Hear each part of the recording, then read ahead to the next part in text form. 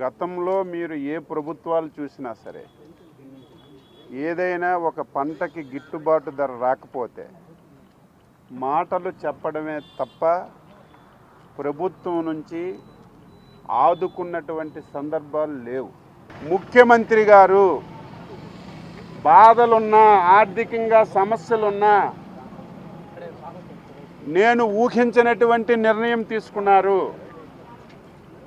ఇప్పటి వరకు ప్రకృతి విపత్తు వస్తే డిజాస్టర్ మేనేజ్మెంట్ కింద కేంద్ర ప్రభుత్వం ఉల్లి పంటకి ఒక హెక్టార్కి 17,500 రూపాయలు ఇస్తుంది.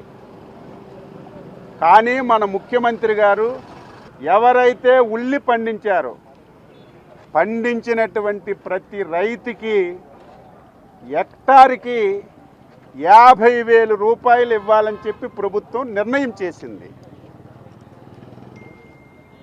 ఇది నభూతో నభవిష్యత్ ఎవ్వరూ ఊహించని విధంగా, ఊహకందని విధంగా ఈరోజు ముఖ్యమంత్రి చంద్రబాబు నాయుడు గారు నిర్ణయం తీసుకున్నారు.